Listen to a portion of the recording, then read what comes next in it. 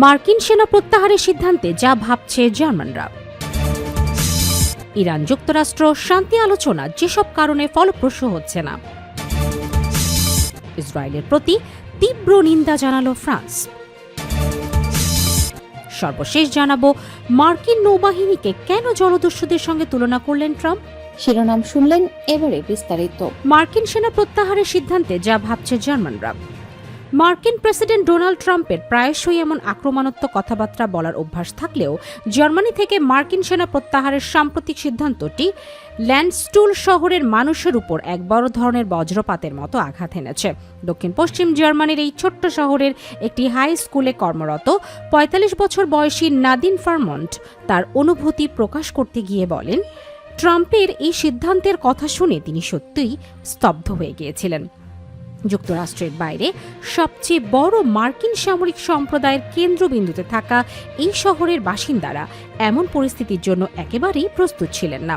যদিও এর আগে সেনা সংখ্যা কমানো বা মার্কিন সেনা পুনর্বিন্যাস নিয়ে আলোচনা হয়েছে, তবে এবার ট্রাম্পের ক্ষোভের বহিঃপ্রকাশ এবং সরাসরি হুমকি দেওয়ার সুর ফারমন্ট ও তার প্রতিবেশীদের রীতিমতো চমকে দিয়েছে। ইরান যুক্তরাষ্ট্রের শান্তি আলোচনা যেসব কারণে ফলপ্রসূ হচ্ছে না।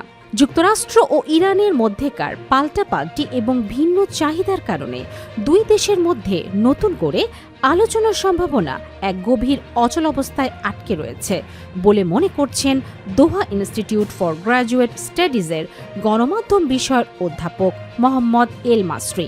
সংবাদ মাধ্যম আল জাজিরাকে দেয়া এক সাক্ষাৎকারে তিনি বলেন, গত কয়েক সপ্তাহ ধরে দুই পক্ষের মধ্যেকার পরিস্থিতিতে কোনো পরিবর্তন আসেনি এবং তারা এখনও আগের অবস্থানে স্থির হয়ে আছে।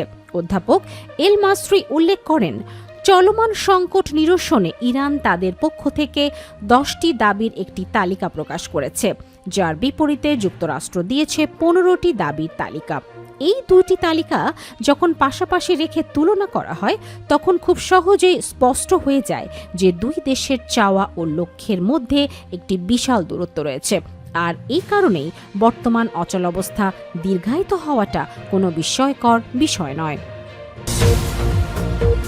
ইসরায়েলের প্রতি তীব্র নিন্দা জানালো ফ্রান্স। পবিত্র ভূমি হিসেবে পরিচিত জেরুজালেম সহ ইসরায়েলের বিভিন্ন স্থানে সাম্প্রতিক সময় খ্রিস্টান সম্প্রদায়ের উপর ক্রমবর্ধমান হামলার ঘটনায় তীব্র ক্ষোভ ও নিন্দা প্রকাশ করেছে ফ্রান্স।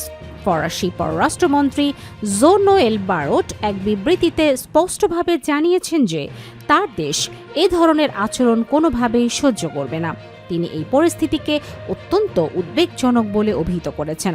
পররাষ্ট্রমন্ত্রী বারোট বিশেষভাবে পশ্চিম জেরুজালেমের একজন ফরাসি ক্যাথলিক সন্ন্যাসিনীর উপর হওয়া সাম্প্রতিক এক নৃশংস হামলার ঘটনার কথা উল্লেখ করেন। এই বর্বরোচিত হামলা চলতি সপ্তাহে বিশ্বজুড়ে ব্যাপক ক্ষোভ ও ঘৃণার জন্ম দিয়েছে। গত বৃহস্পতিবার 30 এপ্রিল ইসরায়েলি পুলিশ এই নেককারজনক ঘটনার একটি সিসিটিভি ভিডিও প্রকাশ করে। ভিডিওতে দেখা যায় এক ব্যক্তি ওই সন্ন্যাসিনীকে অনুসরণ করছে এবং এক পর্যায়ে তাকে জোরপূর্বক ধাক্কা দিয়ে মাটিতে ফেলে দেয়। এতে সন্ন্যাসিনী মাথায় গুরুতর আঘাত পান। এরপর হামলাকারী কিছুটা দূরে সরে গিয়ে আবার ফিরে আসে এবং মাটিতে পড়ে থাকা অবস্থায় তাকে নির্মমভাবে লাথি মারে। মার্কিন নৌবাহিনীকে কেন জলদস্যুতার সঙ্গে তুলনা করলেন ট্রাম্প?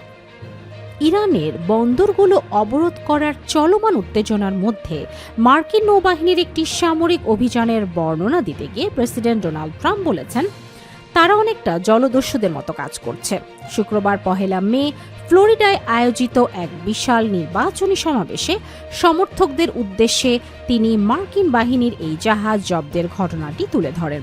সমাবেশে বক্তব্য দেওয়ার সময় ট্রাম্প বলেন, মার্কিন বাহিনী একটি জাহাজের উপর সরাসরি অবতরণ করে সেটির নিয়ন্ত্রণ নেয় এবং পুরো জাহাজটি জব্দ করে তিনি উল্লাস প্রকাশ করে বলেন, মার্কিন সেনারা জাহাজের ভেতরে থাকা পণ্য এবং তেল পুরোপুরি নিজেদের নিয়ন্ত্রণে নিয়ে এসেছে।